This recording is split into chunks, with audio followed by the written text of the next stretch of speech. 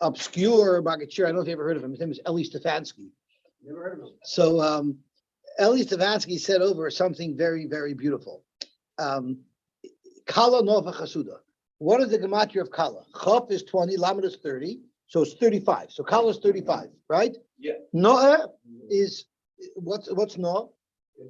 What's 35 plus 56? Okay. And what's the Vachasuda? He told me that adds up to 200. I didn't do the math. Kala Nova Chasuda adds up to Messiah. So why? Because Kala Nova Chasuda means she's a Kala Basula and she's entitled to 200 zuz of Ksuba. So that was a very nice stickle that he said. That was the first joke he ever said that he didn't steal from me. It wasn't a joke.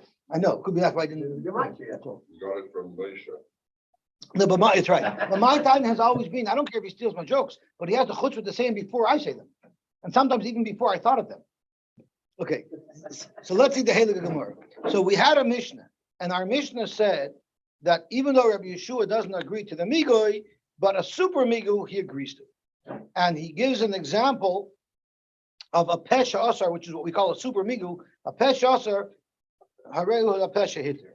So if someone went over to Reuben, Shimon went over to Reuben, he told Reuben, by the way, Reuben, your father used to own this property that I purchased from him. The halacha is, he doesn't have to prove that he owns that property because no one would have ever known that he didn't own the property. He was the only person who ever raised awareness that it once belonged to Reuben's father. But what if Reuben has Eidim, that this property once belonged to his father? Then Reuben can make a claim to Shimon, prove that you bought it. Show me your receipt, right? And we learned yesterday about Chazaka. We learned a little Baba Basra, like Kesubos is a tour of Shas. So we learned a little bit of Baba Basra. And the halacha is, you can't expect someone who buys a property to hold on to the receipt forever and ever and ever. The rule is, if 3 years go by and there's no one making a claim on that property, he can assume it's his and he no longer has to keep his receipt. But if there's any type of claim, then he has to keep that receipt because he needs to be able to prove that he bought it. So the Gemara asks why, and the Gemara said so the Gemara asks, why did we have to have an intergenerational type of claim? It belonged to your father. Why couldn't the case simply be where it belonged to you? So the Gemara teaches us is because the Tana is trying to teach us a halacha of Rav Huna that's specifically a halacha that relates to intergenerational claims. And that is, if you bought a field from a person and the chazaka only lasted 2 years before the seller died, and he left over minor children, you can no longer have a chazaka. You always have to hold on to your receipt because the minor children aren't going to make a proper machal. So that's how the Gemara remained, why our Mishnah picked the case of intergenerational situations, because we're teaching you a halacha of chazaka. So the Gemara asked, I could teach you a halacha of chazaka, and about if it's an inferior chazaka, you still have to hold on to your star without going to an intergenerational situation. And that was if the vendor, the seller, was there for 2 years, but on the 3rd year, he had to skip town. And since he had to skip town, it wasn't a good chazaka. So maybe that was the case. Zok Gemara, I don't need our Mishnah to teach you any chiddush about that, because that's obvious. If he skipped down because he had to run away and hide himself so he shouldn't get extradited, of course he cannot make a macha. And if that's the case, you need to hold on to your receipt because you know the guy who you bought the field from ran away. And if he only ran away because he didn't like it that every day in shul people came over to him and asked him when he was going to be paying back his loans, well, that's something that he could have still been moicha, and it's kosher that he will be able to hold on to the field without a star. So because of that, the Gemara said this is not a good case for the Mishnah to have chosen because it wouldn't really be teaching us anything extra, which is why the Mishnah picked the case of an intergenerational type of chazaka to teach you that chazaka doesn't work. Again, it's not directly related to our Mishnah subject matter, but it's another piece of information. And remember, that's what Kesubos is all about. Kesubos is basically introducing you to all the different concepts that are found in Shas. So the Gemara ended up focusing a little bit on when do you say a macha from another country works and when not. So the Gemara brought a brisa that says that the region of Eretz Yisrael was actually split up into two regions. The southern part of Eretz Yisrael, which is called Yehuda, that's where Yerushalayim is, that's where Tel Aviv is, that's the center part of the city. Then there's the Galil, which is the northern part, which we refer to as Miron Tfascharia, right? And then there's the Ever Yarden, not the West Bank, the East Bank, because we used to control the East Bank. We used to control the whole Transjordan. So those were the three countries sort of that represented the greater Israel area. And the Mishnah tells us that if you purchased a field in Yehuda and the person who you purchased it from moved to Galil, you need to hold on to your receipt forever because he won't be able to be moich. But if he moved to a different city in Yehuda, you purchased it in Yerushalayim, and let's say he moved to Hebron, then his macha would be a good macha, and therefore after 3 years, if you don't hear from him, you can discard your star. So the Gemara wants to, what's the difference? What's the difference? If you hold that someone out of town, his macha would be a good macha, so then what's the difference if it's out of town or out of country? Either way, I would hear that this fellow is making a claim on me. And if not, then even if it was in the same country. So the question is, why is there a difference between countries? So the Gemara answers, it's because these three countries, these three regions, actually didn't get along with each other. And because of that, there wasn't a border like Canada and the US, which is porous and everyone's going back and forth. It was more like the border between Israel and Syria. Can't get through. So therefore, it's not like they had electronic communications where the moment someone's moicha, it'll be all over the WhatsApp and everybody will know about it. It's something that would be passed along from person to person. Since nobody is traveling from Yehuda to Galil or from Yehuda to Ever Yarden, even if the original owner of the property is moicha somewhere else, the person who bought it would never have known. And therefore, it's not a good chazaka, and he has to hold on to his star. Yes, isn't the issue of Macha that the original owner hears that somebody else has taken over his land? No, It's not the issue. he's moicha, and the person, How are we supposed to- because the whole question, it's not really about the macha, it's about how long can you force a person that buys a field to hold on to that star? Eventually, it's his. How long does he have to keep on proving that he bought it? So the rule is, if after 3 years he doesn't hear of any person making a claim, he could say, I'm getting rid of my star. If a guy makes a claim later, he'll say, where were you until now? But if the guy says, well, where was I? I couldn't be moich until now because no matter how I would have been moich, you would have never heard about it anyway. So if you know such a thing, then you got to hold on to your star. A person has to know that somebody tried to take his field to make him up. But so we're assuming the guy will find out. Why does it come to the equation? How do you find out if there's no? So you're just telling me, so what you're telling me is another reason to support this halacha. Right. Besides the fact that if he's moicha, I won't hear about it. He might not even hear that I have his field. So therefore, I still must hold on to that star until 3 years pass, where both he would have heard about it and I would have heard of him protesting. And that if 3 years of such a status passes, only then can I feel comfortable getting rid of the star. What are the qualifications for That I didn't have to say anything at all.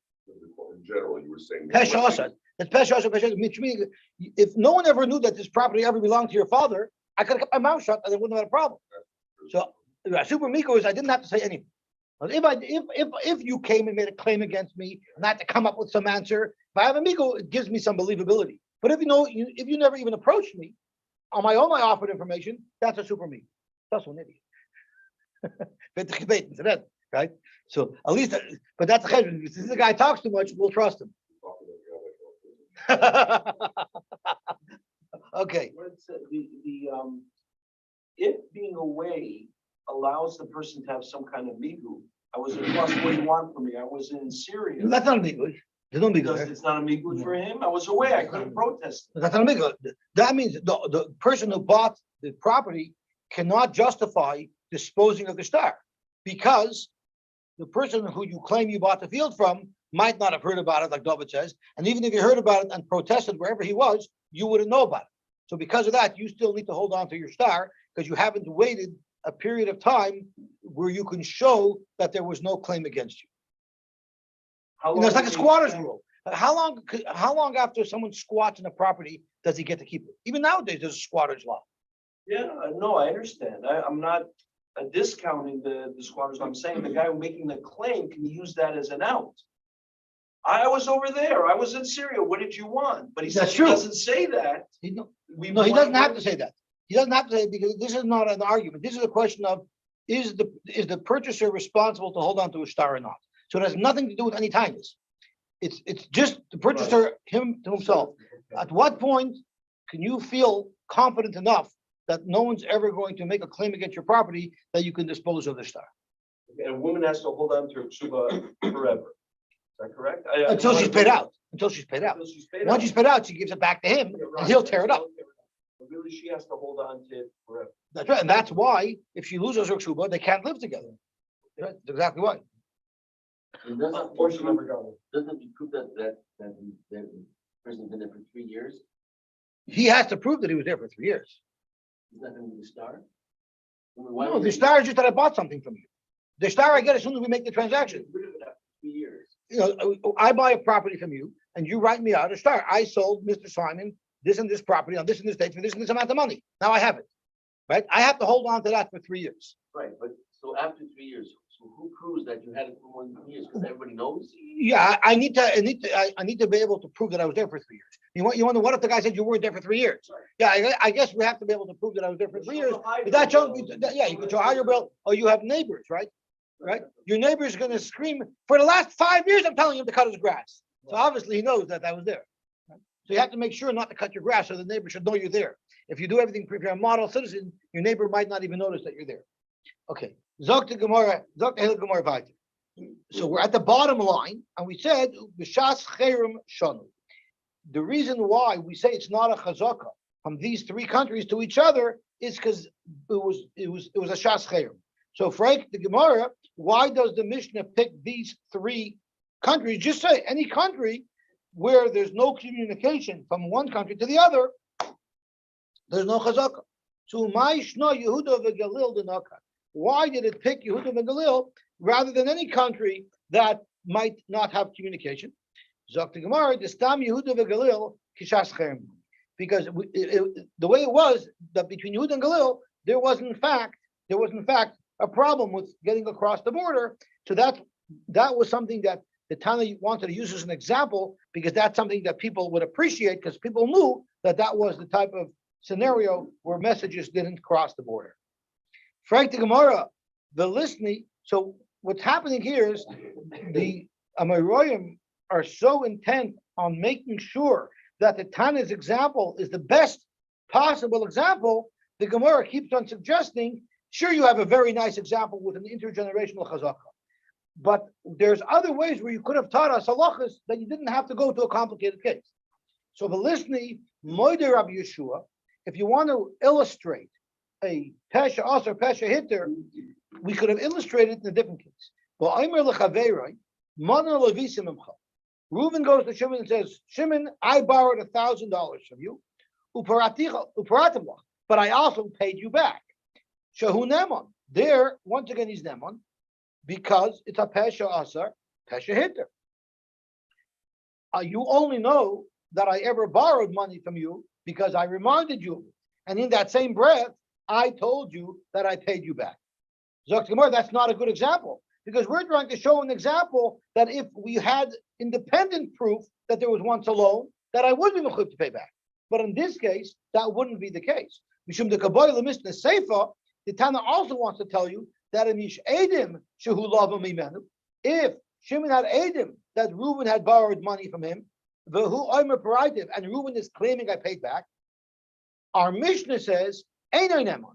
Our Mishnah says, under such a circumstance, you wouldn't believe him because there he doesn't have a Pesha Asar. There he is being prompted, he is being collected upon with Edim. Our Mishnah says he would have to pay, but the halacha, in fact, is that you don't have to pay because V'akaim Alon, we know the halacha is Halmava es Chavera be'Edim. Even if you borrow money from somebody, there's Edim witnessing it. Einay tzarich lefareh be'Edim. You don't have to pay back with Edim. You can say I paid you back, and even though I have no Edim to prove that I paid back, that's a good claim. And if I claim I paid you back, you wouldn't be able to collect from me. So therefore, that wouldn't fit the narrative of the Mishnah. That's looking for an example of a case where if there's Edim, I would have to pay back. Therefore, our Tana didn't pick this case. But the Chassam Sofer asks a beautiful question. We would all agree that the Tana wants to pick a case that has with it the greatest chiddush, right? So let's think, what's the chiddush by Omer Lechaveri Mana Levitzim Imcha Upratila? The chiddush is that I don't have to pay. But Hamoitzim Mechaver Levaraya, it's very understandable that I shouldn't have to pay, because prove it that I owe to you. The case that the Mishnah actually chose was a case where I say I bought a property from you. So I'm being the moitzi, because we have established that it once belonged to you, and now I want to say that I get to keep it. So isn't it a much greater chiddush that through a peshas or pesha hitter, I get to keep a piece of property that we know was once yours and I'm taking it away? So why is the Gemara asking that the Mishnah should have used this example? This example is in fact a smaller chiddush, because this example follows the rules of a moitzi mechaver olav haraya, while the example that the Mishnah actually gave goes against the moitzi mechaver olav haraya. It allows him to retain the field that he's taking away from a person who we already established it was once upon a time his. I don't know what the Chasam Sofer's teretz is, because I fell asleep as I was listening to Rabbi Rosen last night. But the kasha was a good kasha, but it wasn't good enough to keep me awake to listen to the teretz. Doesn't he already have a goes up because he's using the land? Yeah, but it's still it's still a greater chiddush than. Or now he has the land. It's really that makes sense for him now. So could be that's what his teretz was, but I don't remember. Okay, so let's see the Gemara weiter. That's the Gemara weiter. So we gave up on that, but the Gemara says I have another suggestion of a simpler case that the Tana could have chosen instead of the case that we chose. But listening, Moedi Rabbi Yeshua, Ba'omer lechaverai, mana la'avicha b'yad. I didn't borrow money from you. I borrowed money from your father. So Reuben tells Shimon, I borrowed money from your father, v'hachaltiv pras, and he's a moedi b'miktas, and I paid him back half the money. So what is the halacha if you come and tell me, Yosy, I lent you $1,000, and I said yes, but I paid you back 500. So that's the moed b'miktas. Midairaisa, I have to swear that I paid you back. That's halacha. But what if that happens with a different generation? What if you come and tell me, Yosy, you borrowed $1,000 from my father, and I respond yes, but I paid him back half? Do I also have to make a shvua of moed b'miktas? So, Frag the Gemara, but listening moed Rabbi Yeshua. If someone tells somebody else, I borrowed money from your father, v'achaltiv pras, and I paid him back half, normally there would be a chiyuv of a shvua moed b'miktas. But since you only know the halal about the loan, because I was the one who brought it up, shehu nemon, that I believe, so that's not a bad suggestion. Why doesn't the Tana say that case? That since you only know the halal that there was ever a loan from me, that's why I don't have to pay. But if you came to me and demanded payment for a loan that you know your father lent to me, there, in fact, I would have to make a shvua. So this is a perfect example that will fit the narrative of the Mishnah. That if I brought it up, I'm pater. If I didn't bring it up, I'm chayiv. Zok Gemara, this would not fit the narrative. Because aliba daman, there's actually a machlokes. If you say the shvua of moed b'miktas, if it's not the actual person, if it's father. So we know if you come and ask me, Yosy, you owe me 1,000, I say you 500, therefore sure I have to make a shvua. But what if you come and tell me you borrowed 1,000 from my father, and I say I paid back 500, there's a machlokes if I have to make a shvua or not. So Zok Gemara, I'll leave it to man. I paid back 500 to you or to your father? It doesn't really matter. It doesn't matter to me, it matters to you. So Zok Gemara, Aliba Deman, which shita are we following that we're going to say our mission is following that shita? Aliba de Rabbanan, if you're going according to the Rabbanan, ha'amri meishav avedaha. The Rabbanan say that it's meishav aveda, even in a case where the son is coming to collect me, he considers it meishav aveda. And we're going to need to know why. Why is it meishav aveda? Meishav aveda means you would have never known about it, and now I'm bringing it up. Here you're coming to collect from me. So why am I a meishav aveda? You made a demand, so we're going to have to see why. But whatever the case is, the Rabbanan hold that there is no chiyuv shvua. So if that's the case, then in fact it wouldn't fit the narrative of the Mishnah, because the narrative of the Mishnah is that if I didn't bring it up, if you brought it up, I am chayiv. But the Rabbanan hold that I'm not chayiv. So according to the Rabbanan, it wouldn't work. And if you hold like Rabbi Elazar ben Yaakov, ha'amar shvua boy. Rabbi Elazar ben Yaakov holds you need a shvua regardless. You need a shvua regardless, even if I brought it up. the Tanya, because we learned in the Brisa. Rabbi Elazar ben Yaakov Omer, Pa'amim she'adam nishba al tainis atzmai. Sometimes a person has to make a shvuas moedim mikzas, even though no one came to him to provoke any type of response. He on his own brought up a potential liability. Ketzat, what is the example? Exactly our case that we're discussing. Mana lavich b'yadi. If I bring it up, you didn't collect. I said, Akiva, I borrowed $1,000 from your father. B'chaltiv pras. I paid him back. B'chaltiv. I paid him back a pras. So that answers your question. Harei nishpa. I have to swear. V'zehu shenishpa al tainis atzmai. This is a perfect example of a case where you swear al tainis atzmai. So whatever the case is, our Mishnah couldn't have picked this case because no matter how you learn, it would not fit the Mishnah's narrative. The Mishnah needs a narrative of when I brought it up, I'm parted from a shvua, and when you brought it up, I'm chayav a shvua. And we don't have that halacha because according to Rabbi Elazar ben Yaakov, even if I brought it up, I'm chayav a shvua, and according to the Rabbanon, even if you brought it up, I'm parted from a shvua. So therefore, this case will not fit the narrative of our Mishnah. So now that we've retired, we've had many questions. The Tana could have said this, the Tana could have said that. We've given up. We finally are happy with the example that the Tana gave, which was an intergenerational chazak. And we're leaving the Tana alone. But in Kesubos, we chase shiny objects. And now that we got into this sugya of moedim and mixas in an intergenerational type of Tana, the Gemara now goes off on a tangent to analyze that. And that's really what Kesubos is. It's a tour through Shas. So we now came up with a new subject. So we're going to go delve into that subject a little bit. Let's get into the question of moedim and mixas. It's like a meshav aveda. So, like we mentioned earlier, we need an explanation. Why is it kameshav aveda? I'm not bringing it up. You're coming to tell me that I owe your father money. So why is that meshav? Meshav aveda means, imagine if I find a wallet, right? Imagine I find a coffee urn that's full of cash. Let's say it has $500,000 in it, right? And I go to its owner and I tell its owner, I found a chinik. Sorry. I found a chinik with $500,000 in cash. So the guy who you comes to says, "Where's the other $500,000?" So now it's a shayla of moedim mikzas because I found the $500,000, but you want to know what that $500,000? Or I find the wallet. I said, "Here's a wallet. I found your wallet. It has your ID. It has your Blockbuster membership. It has whatever membership cards you don't want me to know about that it has, and it also has $500 in cash. Here's your wallet." So instead of saying thank you so much, he says, "Where's the other 500?" So it's a moedim mikzas. I should have to swear. So there's a takana that someone who's moitze aveda never has to swear, because if you make me swear, the next time I find the wallet, I say, "To hell with it. I'll keep the cash, throw the wallet in the garbage, and I'm scot-free. What do I need this trouble for?" So because of that, they made a takana that someone who's a moitze aveda never has to swear. You can never claim that there was more money in it, because otherwise I'll keep the whole chinik to myself. You don't know about it. I could have kept that money to myself, right? So in this case, where the son happens to go through his father's stuff, and he finds an old star in there in the drawer, right? The kids went through Moshe Reifen's drawer and they found a whole bunch of stars.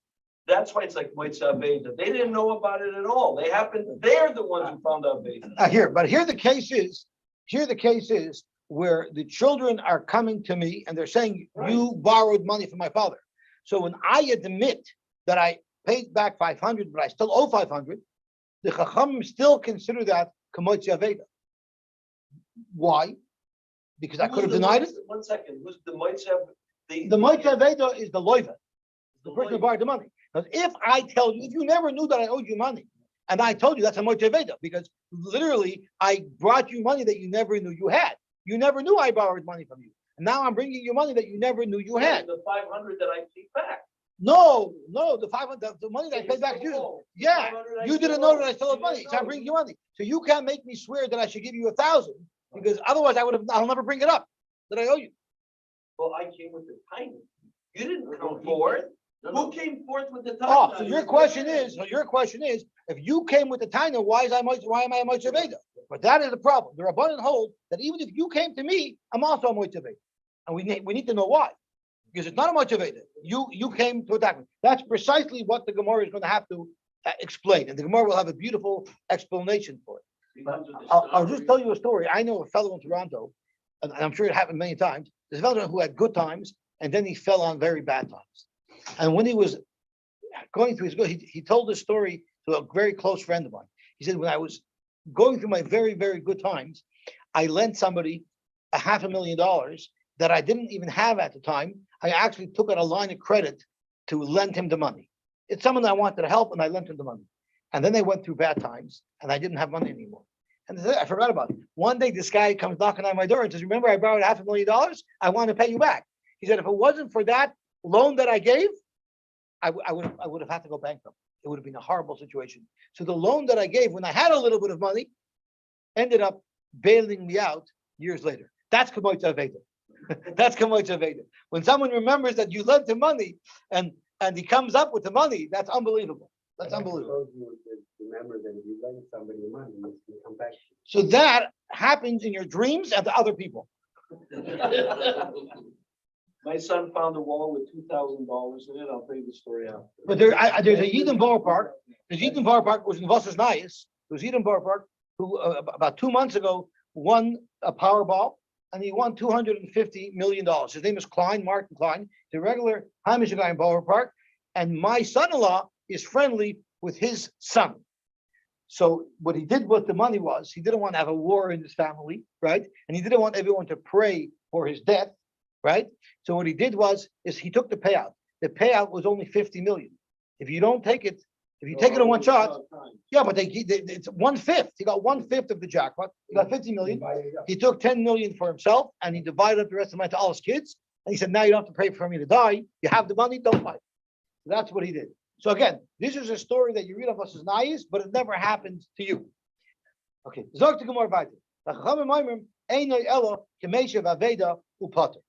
Rabbi Elazar, first the Gemara. So now we're starting to go off on our tangent to analyze this machlokes between Rabbi Elazar and the Chacham.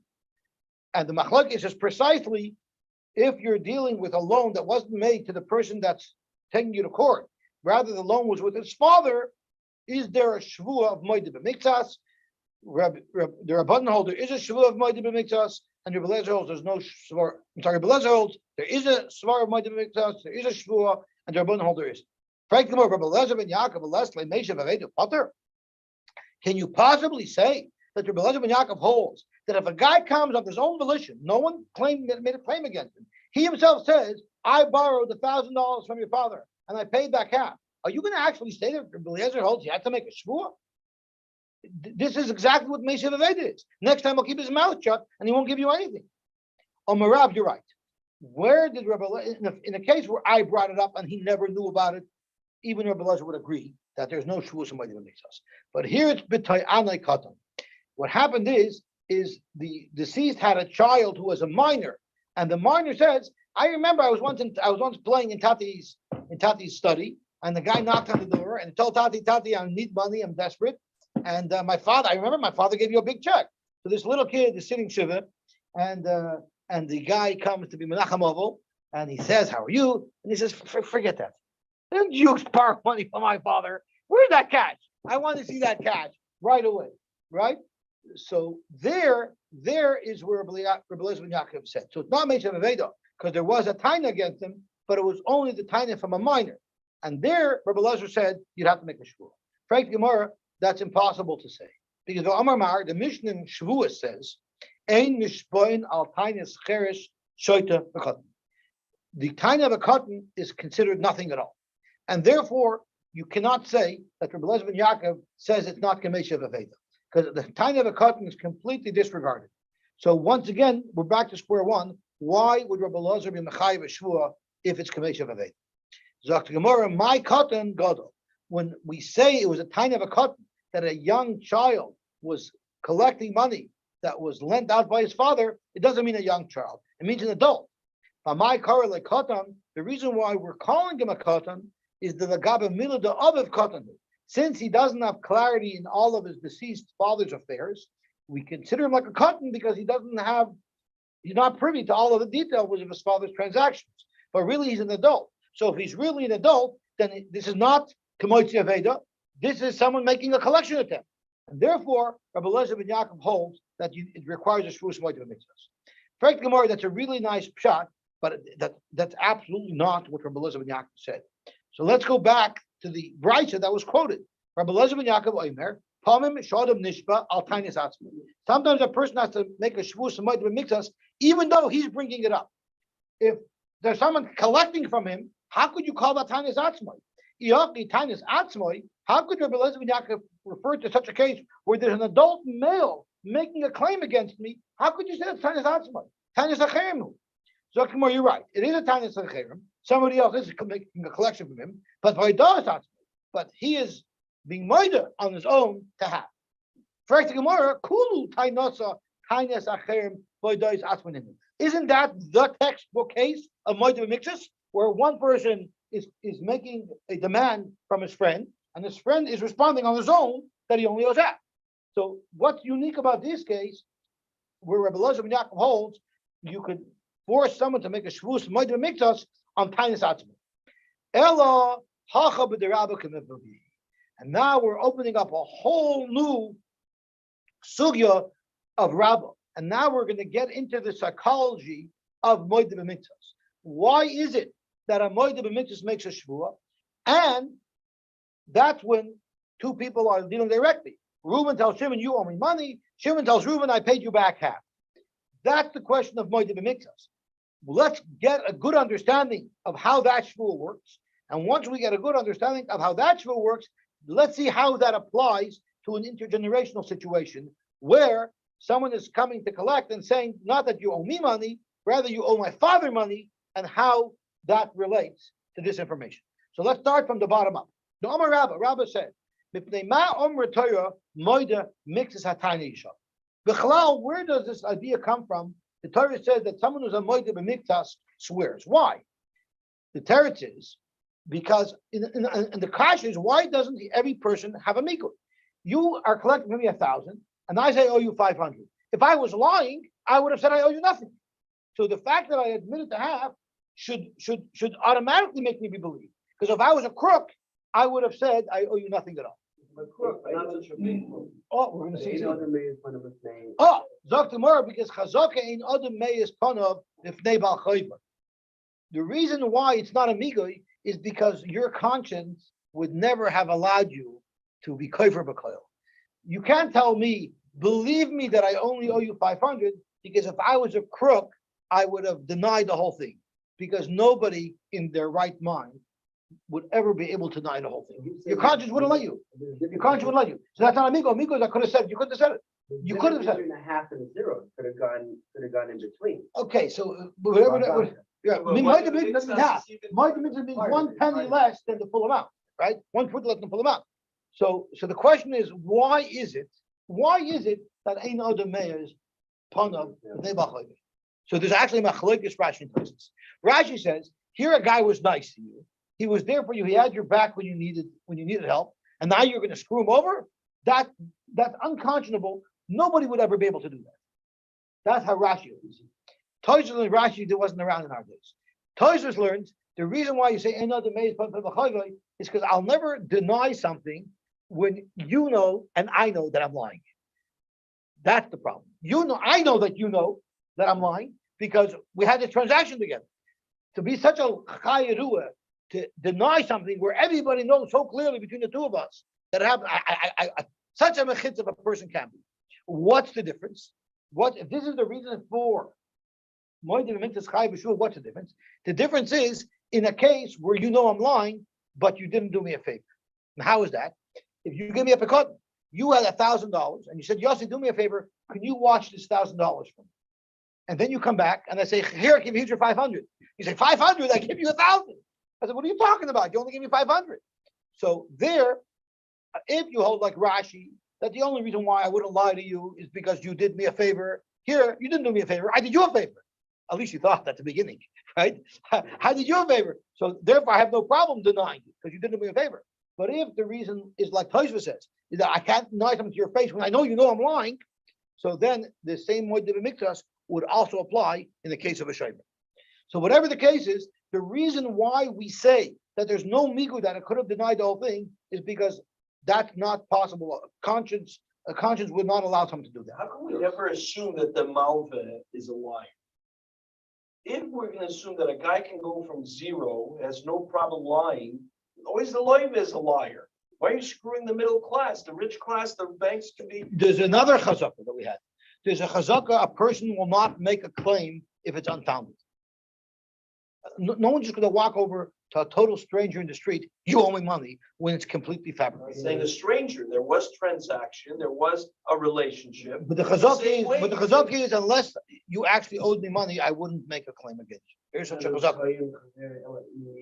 Yeah, that's right. We had that a couple of blocks ago. Yes, in this case, if somebody says, I borrowed money from you, but I paid it all back, is that money to mix us? Or No, is that's that- call. It's more than, if I go to you and I say you borrowed money and you say I paid it all back, you also are punished.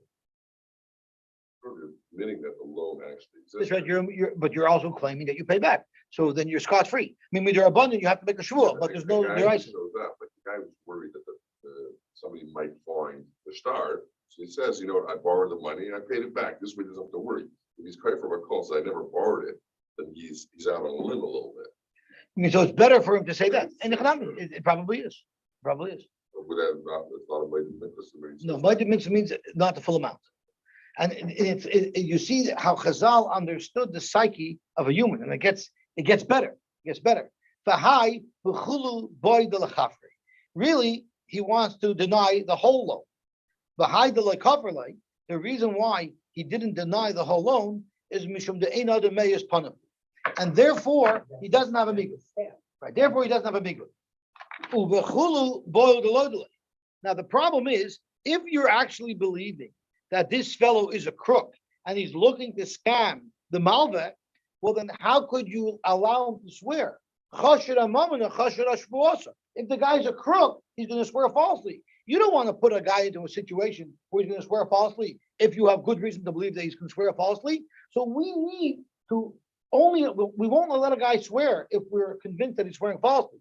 So we will only let him swear if we believe that at least in his heart he thinks he's honest. So therefore, really he's not a ganer. He's not chasher amamada. He really wants to admit that he owes the full amount. So why doesn't he just do that? The high delay is because he's short on cash. He doesn't have the money. So what his plan is, he wants to push the guy up. I have $500 that I'll give him now. The other 500, if I deny it, not that I'm never going to pay. Eventually, when I come across the next 500, of course I'll give it to him. I'm sure he'll accept it from me at a later date. The savar, and he thinks, so this guy's really a shtickle erlicha guy. He's in a tight spot, so he's denying half of it. And in such a case where this loiva is a little bit on the fence, he's not sure what to do. There, the pasuk says,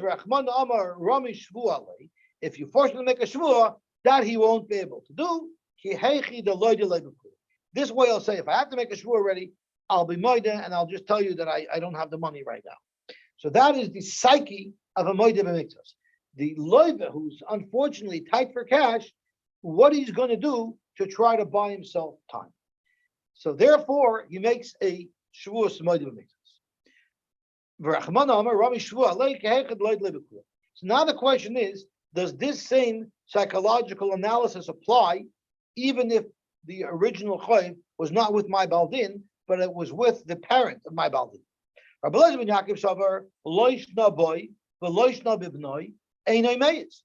I don't have the migoy that I could have denied the whole thing, even if the transaction only happened with the parent. V'helchach lav meishav avedaha, and therefore a moed b'mitzvos is not considered a meishav aveda, and therefore he has to swear. For abundant sabri, boy who the einay meyes, the person who actually lent me the money, who I actually had the transaction with, to him I won't be able to completely deny it. My conscience won't let me. Aval b'vnoi, but to his child, meyes, I will have no problem denying the whole thing.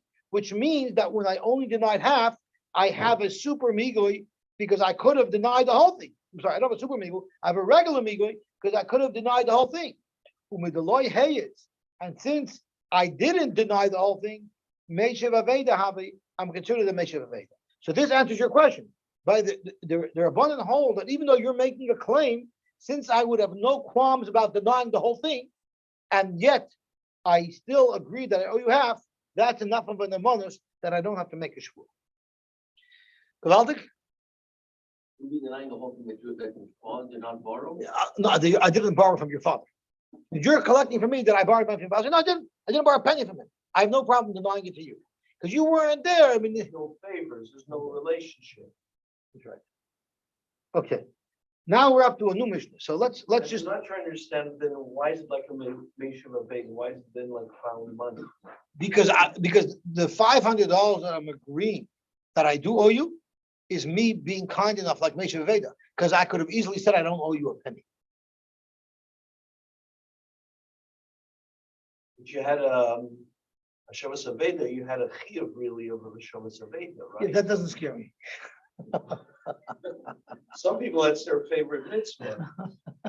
But so it's a Meshav Aveda to only to the recipient, really. Right. You're lucky, it's you can fit in a gel. You really had no, That's right. you would never have known about it. Be happy that I'm giving you this. I want you to know this lowlife who's not paying back his loan is convincing himself, I'm a tzaddik. I could have not paid you a penny. Right. I'm giving you $500. Meanwhile, you're a lowlife. You're stealing $500. But he's a tzaddik. In his mind, he's a tzaddik. And it's not from a tzaddik. He feels like he's a tzaddik because he's paying 500. That's called a paid tzaddik. No, he borrowed from the father. 1 second. The same with the government. You can't borrow from him. The person's dead. You don't have to pay it back. Don't you have to pay back? Officially to the estate, you have to go, but it's not the same thing. That's why it's considered. That's what they're considered Meshav Veda. That's right. They're considered Meshav Veda. Okay, so let's get back to our bearings. The Mishnah in the last Mishnah we discussed the concept of a pesha, elsewhere pesha hitter, but we discussed it in the context of a loan or a chazaka on a piece of karka. Now we're going to discuss a pesha osar regarding the manos of Eden. Now the halacha is if I pull a star on you that you owe me $1,000. I have a star that says Akiva borrowed $1,000 from me, and it's signed by two Eidim. It's signed by Moshe Stern and by David Leibman. It's signed, right? Now I take you to Beston, and you say prove that this is a valid star. The star is what? I would have said go to them. So we go to Beston. So Beston says, okay, Akiva, how wise is the B'shar? Because David Leibman signed and Moshe Stern signed. How do I know you didn't make the star yourself when you signed your signatures? Right? We do that all the time, right? So how do I know that that's not what happened, right? Right? So there's many different ways that could be done. One is if David Leibman and Moshe Stern come to business and says, yes, this is our signature, we sign. So that proves that it's a valid star. Another way they can do it is other Eidim come along and say, we recognize Moshe Stern's signature, we recognize David Leibman's signature, these signatures are legit. A third way would be if the Bezdin themselves recognize your two signatures. A fourth way is if they had another star that you signed on, which they had to deal with in the past, and they analyzed it at that point, and now they have a signature match. So they could now match this signature on this star to a previous signature they have, like in the banks, they have a signature card. So they could have a signature card. So these are all the different ways where you would be able to be Mekayim star. So what happened if the star came to Bezdin? So you pull a star that says that I owe you $1,000, right? You pull a star that says I owe you $1,000, and you sure you don't want to get involved in this. So Akiva pulls a star that I owe him $1,000. He's a dying. You're the dying. That's right. Everybody's going to hate no matter what. So Moister and I don't want to use names here because of the subject matter. So the two Eidim came along and they said, yes, we signed the star, and this in fact is our legitimate signature. But you still shouldn't accept the star because Aval Anusa Mayinu, we were forced, there was a gun to our heads. Now, when I say there's a gun to our heads, I don't mean literally there's a gun to our heads. I mean figuratively, there was a gun to our heads. Because the Gemara is going to analyze in what way we were coerced. And it's not necessarily a life and death coercion. So I'm just going to use the cliche of Aval Anisa Mayonu, we had a gun to our heads. So even though we signed it, this is not a legitimate star. Or Katana Mayonu, when we signed it, we were minors. So our signatures wouldn't be valid. Or Pschycology, we were puzzled for ages. For instance, at that time, we were related. because maybe he was married to our sister, which he since then divorced. So the halacha is harei elu demon. They're believed. Why they believe? Because we only know that this star is a good star because they're coming and saying testimony that this is our signature. And in the same breath, they're saying, yes, it's our signature, but the star is not valid. So it's another example of a pesha asar who a pesha iter. They could have wanted to slug up the whole star for Yenim, struck him out. So they put their name on it saying that. I'm not understanding. Why shouldn't we believe them to say this is a apostle star? Without them, if they didn't want the star to be valid, they didn't have to show up the Bezdin. So if they showed up the Bezdin already to say this was our signature, They know that it's a star. They wanted the Mitzvah of the star. so they didn't have to show up. And then the star is useless. That's right. So since they showed up the Bezdin, which they didn't have to show up the Bezdin, we believe them to defang the star. However, but if independently we were able to verify the star, so these are two other alternative ways for Bezdin to verify the star. So we don't need them. So there's no pesha asar. This star stands on its own. Then Einam Nemanim, they're no longer believed to come and say that there's a problem with this star. Amar Rami Bar Chama. So Rami Bar Chama made a comment on our mission. Loi shanu, this that we learned in the Seifa, Rashi tells us, that if we could independently verify the star, they're not believed to ruin the star by saying that they were forced, that they were psulim or whatever. That's Elisha Amru Anusam Ayinu Machmas Mama.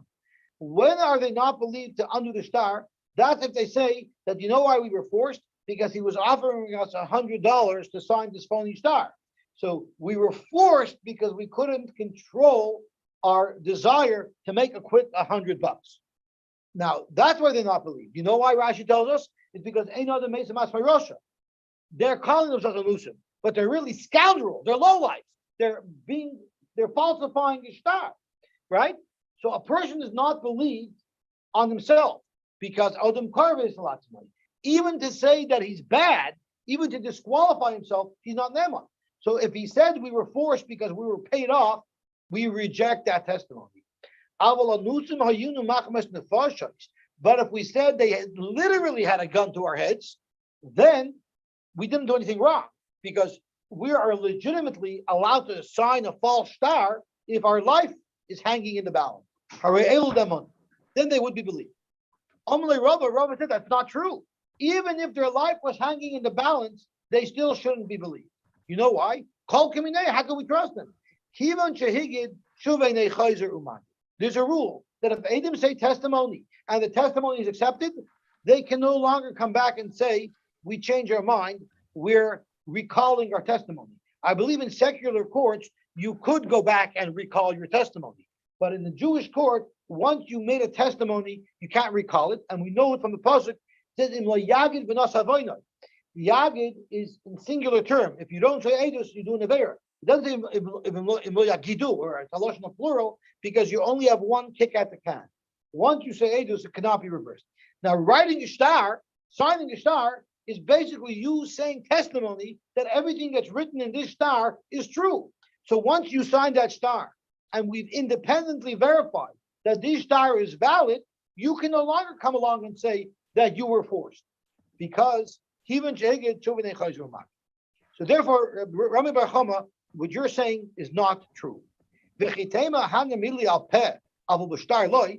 if you want to make an argument that this rule of Kivin Shehigit Shuvin Chayzer Magid is only if you're literally saying testimony, you cannot recall that testimony. But if your testimony was only presented through a star, that's the type of testimony that you could recall. That's not correct. Because in fact, even the testimony of a star cannot be recalled.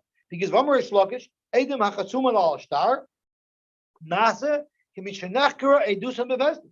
Shlokish taught us that when you sign on a star, it's as if you were testifying in court and your testimony was accepted. So Rabbi Bar Chama's halacha does not make sense. Once you sign a star, you can't even say that someone had a gun to your head and disqualify the star. So therefore, Rabbi Bar Chama definitely was not an Amoritz. What he said definitely has to make sense, but maybe the context was wrong. Maybe we misunderstood what Rabbi Bar Chama was commenting upon. And maybe he was not commenting upon the Sefer of the Mishnah, rather he was commenting on the Reisha of the Mishnah. in a case where we would have had no way to know that these Eidim are verifiable, other than the fact that they came along and they said, this is our signature. And in the same breath, they said, but we were anusim, harel namanim, on that, Rami Bar Chama said, Lo shanu el sha'amru anusim ayidu machmas nefashos.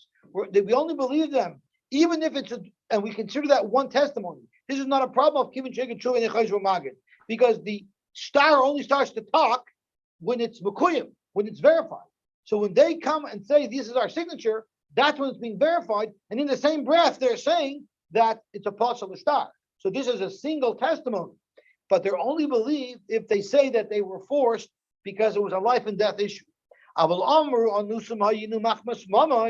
if they said that we were crooks and we succumbed to a bribe, and that's why we signed the star, there is ein amonim. They're not believing the star will be good. Why? My time we never accept testimony from a person that makes him into a Russia. And therefore, we don't accept their testimony, and therefore the star is going to be a good star. Tanarabban. Our Mishnah only brings one opinion. The opinion is that they can disqualify their star while they come to verify this was their signature. But there's a dissenting opinion that was quoted in a price. Ein namanim lepoisloi divi Reb Meir. Reb Meir disagrees with our Tanakama. Reb Meir holds that even though they're coming now to be Mekayim the star, they're not believed to say that the star should be possible. Like the Tana of our Mishnah is Naman. I understand the Rabbanan Shita. They say the reason for what their psak is.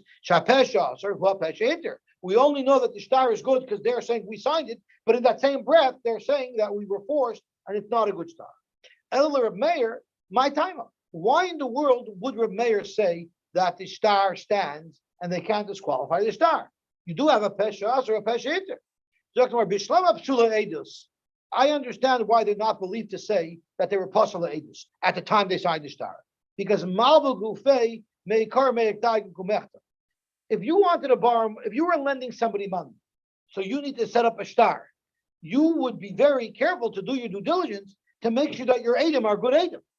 So you're going to ask them for ID to make sure that they're not minors, right? To make sure that they're not related. Because otherwise you're really putting yourself at risk.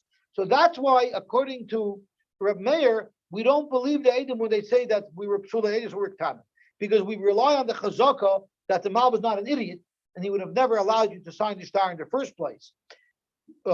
So Malva Gufei Meikar Mediktai Umechtam and Katanim Nami could Rab Shimon ben Lakish, Domarish Lakish, Chazaka Eina Oidim Chochmin Al Star, Elam came Nasa Begodo.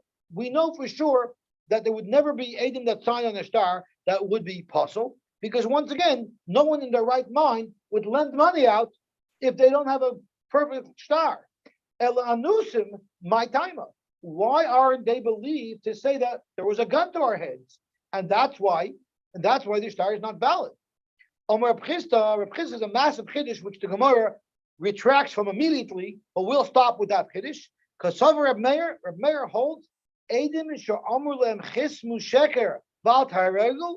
If someone holds a gun to your head and says you better sign this star, even though it's a phony star, yaregel v'al yechasmu sheker. You have to allow yourself to get killed. So therefore, they're not neman to say that we signed because someone was going to kill us, because that would also be Mesa Matzmarosha. Because they have to allow themselves to get killed. Now, of course, the Gemara is going to ask. There's a list of 3 things which Gilei Rais about this is not on the list, and the Gemara is going to reverse from it. But we'll stop here and we'll Hashem continue tomorrow. You say that signing on something like that can end up being like Shlichus Domen, could come out. Yeah, his wife will kill him. Why did you lend the money?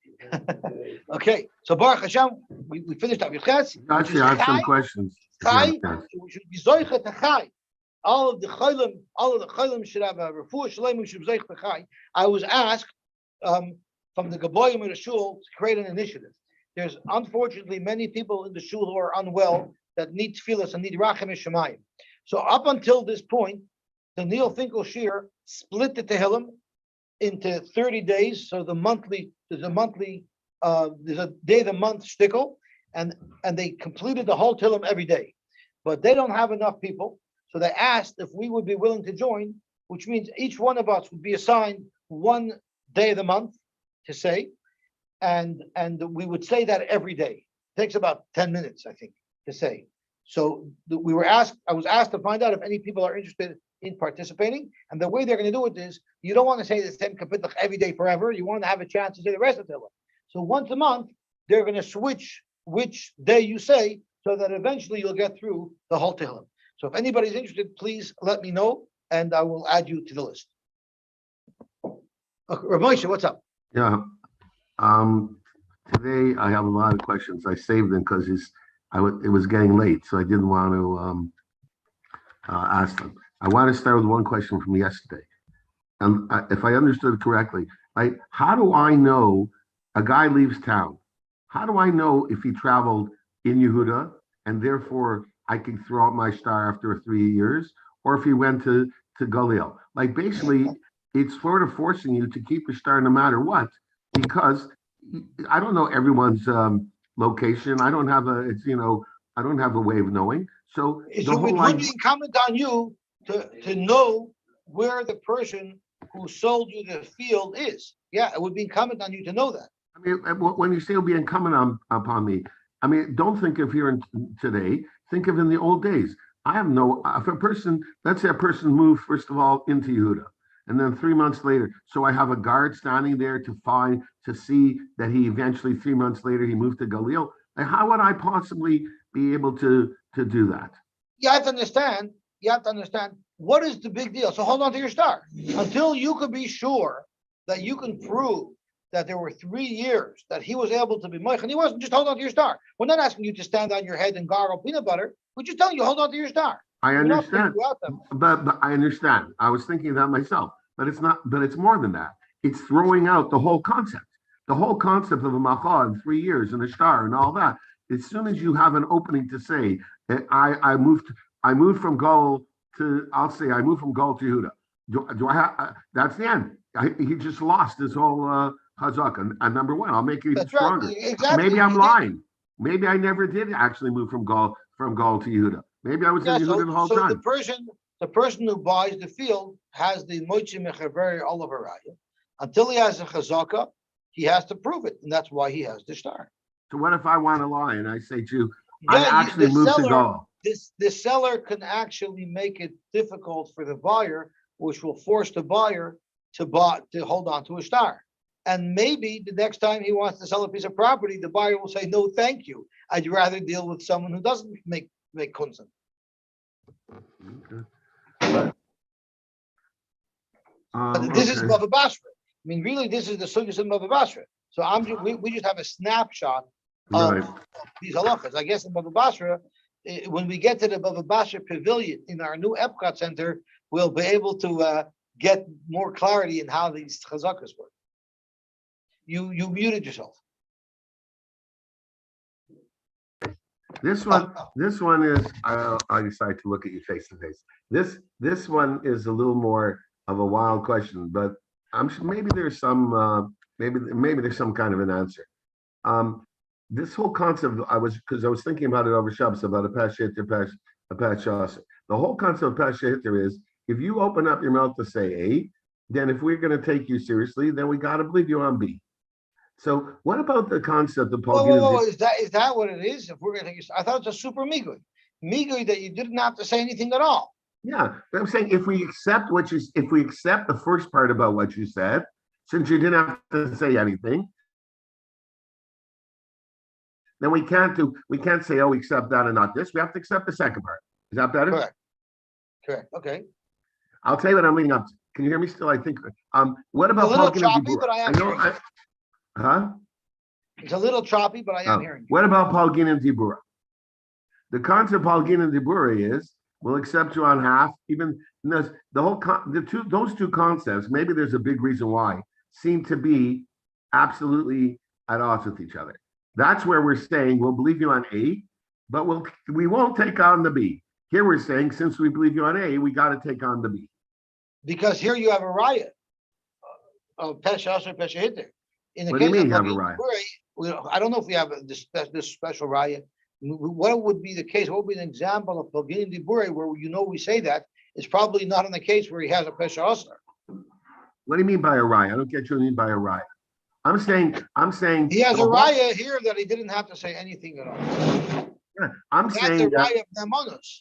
no, But in the I'm case just, of Paglim Debure, who said there's an nemonos over there? I but don't part have of the any case for that concept, case. part of the concept of the Pschycology is, if you believe, I mean, maybe I'm just not hearing it 100%. If we take your word on A, we don't have a right to say, we'll take half of Right, what so, you say. so that's where I commented earlier. It has nothing to do with the fact that we can't split your words. It's because you're a person who's believed, because you didn't have to say anything, so you have a special bonus on everything that you say. It's So not, by framing the namonis so that we can't take half of his words, yeah, that leads us astray into asking what's the difference between that and Paglim Debure. Elamai, the raya has nothing to do with the fact that we can't split his words. Even if we split his words and they're two separate comments, he has an amonus to say everything because he didn't have to say anything at all. okay, I hear. And how is Moda B'Mixas? I guess you gotta know more about Moda B'Mixas. How is Moda B'Mixas and Pschycology How are they two related? separate thoughts? Like the Torah obviously is, well, I know they're related, but I'm saying the Torah tells us, the Torah has to tell us that there's a heter of Moda B'Mixas. And Pschycology is a swara. What do we need the Torah giving us the story of a Moda B'Mixas in order to tell us to be that we can accept it, that we believe it, when we already have a svara of Pschycology, which kind of does that anyways. Well, no, we're talking about where I have two Adam that says that you borrowed from me $1,000, and you say yes, but I paid you back 500. So that's not a pesha, sir. Well, we started with, let's go back to the first words of the Gemara. I mean, way in the beginning. The Gemara started with the question, the listening, and then it gives a case of a Pschycology. It gives a case of Moda B'Mixas. Your father, I borrowed $100 from your father, and I paid him back 50. That's exactly Moda B'Mixas. The first case that the Gemara brought was a The kol second for a case, kol. I think. I think The it's, yeah, second the case is second. Moda B'Mixas. Right. So the case of Moda B'Mixas was a case, but that's not a standard case of Moda B'Mixas. That's what I'm trying to That's a case where understand. I'm What's dealing the with difference? the father. Because if I was dealing with the person himself, then it's not Pesha Asar. Because we said that it's not Gemesha Aveda, because I wouldn't have been able to deny it, because Ein Adam Mei is Panav. I mean, That's also Aveda the Mei is Panav. It's not a Pesha Asar. You come to collect from me $1,000 by me agreeing that I owe you 500. That's not Kemoitzi Aveda. That's not at all Moitzi Aveda, because I didn't have the option to fully deny it, because my conscience wouldn't have allowed me to. so we're saying the whole concept of Moda B'Mixas is only because of Rabbah, basically. Rabbah is explaining the godless of the Torah's psychological assessment of a loiva. Okay, so I hear. So then when we say, when the guy says, I want you to know something. I never told you this before, but I really borrowed $100 from your father, but at the same time, I would like to say I paid back 50. So maybe that's also, he doesn't have the chutzpah, like he's sleeping every night, feeling guilty that he So that's exactly what the machloikis is between Rabbi Eliezer ben Yaakov and the Rabbanan. Do you have the same concept of Ein Adam Meis start when again. the original transaction was with the father and not with the actual person? That is precisely the machloikis Rabbi Eliezer ben Yaakov and the Rabbanan. Explain that a little better. This sentiment that my conscience would not allow me to deny the entire loan, does that only apply to the person who actually lent me the money? Or does it even apply to the child of the person who lent me the money? So therefore, they're arguing about how far to go with Moda B'Mixas, basically? They're arguing what the psyche of a person is. And if the scenario of Moda B'Mixas is also valid and relevant when the original loan was with the father. In other words, there's this psychological balance in the psychological balancing act in the mind of the loiva. Does this exist even when the malva is no longer alive and he's dealing with a malva's child? So let's go back a minute to some of the other cases in the previous parak. Let's take a case. I'm just trying to think of one. The guy time is Pesach Basuach, and therefore, you maybe were Mazana under me, and she says, what's one of her tainas? She says, it was The nasty tachtov. I was either sure mukas or I was right. Okay. So why don't we say she has a peshas? No. Why? According to he caught her without basulim. He caught her with her pants down, so to speak. So we can't say. We learned yesterday the concept of shor shachot lefanecha. In the case of basulim, it's shor shachot lefanecha because he caught her without basulim. Similar to someone whose ox is dead and he has reason to investigate who is responsible. Okay, how about a case where she comes to bait? How about the case where she comes and she says, my son is a kohen, or is right to be a kohen? So that's not what happened. What happened is Bezin came over to her and said, "You're pregnant. Who's the father of this child?" So she doesn't have enough chutzpah to say.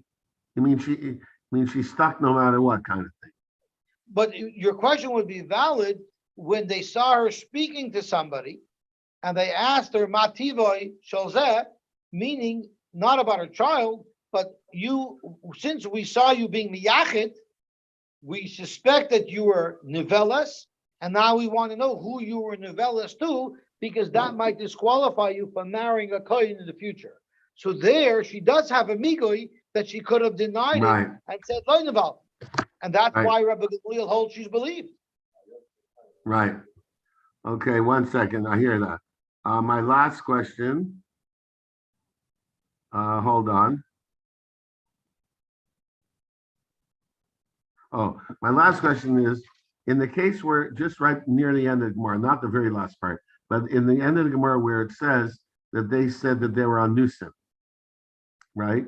So, and we say you can't testify a second time. What if they could bring witnesses? I'm just curious. What if they brought witnesses that showed they were on Nusim?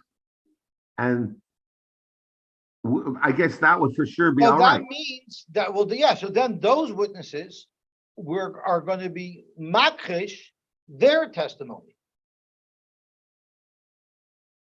Right. So that's not Magid. It's a second set of witnesses that are being makrish the testimony of the star. Yeah. I'm basically finished, but I'm wondering on the concept of Kivin Shiga Tshuva and Chayzer Magid.